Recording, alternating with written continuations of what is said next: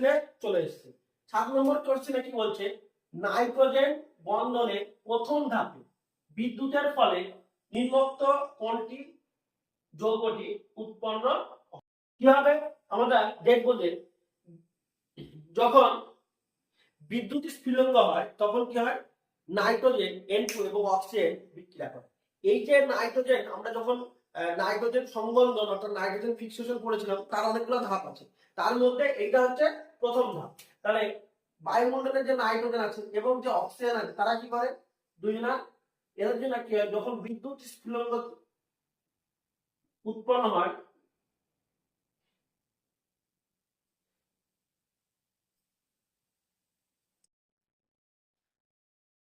তখন কি হয়, প্রচুর পরিমাণ হিট উৎপন্ন হয়, প্রায় 3000 ডিগ্রি সেন্টিগ্রেড। সেই হিটে উৎপন্ন করে NO অর্থাৎ নাইট্রিক অক্সাইড উৎপন্ন করে, অর্থাৎ আমার অ্যান্সার হবে NO। ওকে, এবার 2 নম্বর যে কোশ্চেনটা আছে, অর্থাৎ 2 নম্বর নয় 8 নম্বর যে কোশ্চেনটা আছে সেটা হচ্ছে লাইকার অ্যামোনিয়া দ্রবণে অ্যামোনিয়ার পরিমাণ। অ্যামোনিয়ার পরিমাণ কত থাকে আমরা জানি 35%।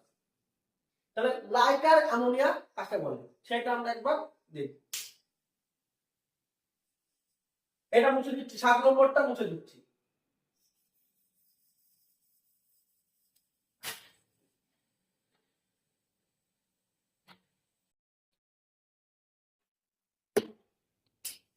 কি লিখবো, যে লাইকার অ্যামোনিয়ার অ্যামোনিয়া আমি একটু লিখে দেখে দিচ্ছি। 88% আপেক্ষিক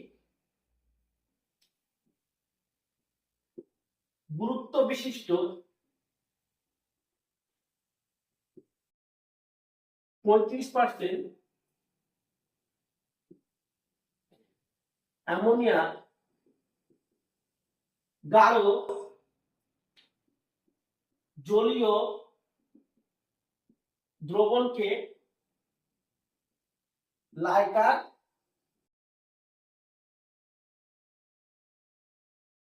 অ্যামোনিয়া বলে।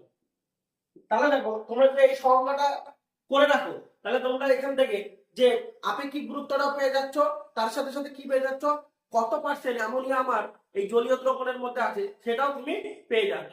কত? 35%। অর্থাৎ আমার রাইট অপশন হচ্ছে কি অপশন বি। এবং এই যে লাইকার অ্যামোনিয়া, এটা কিন্তু কি ধর্ম হয়, এর ধর্মটা হচ্ছে ক্ষার ধর্ম। ওকে, এরপরে আমরা নেক্সট কোশ্চেনে চলে যাচ্ছি। নেক্সট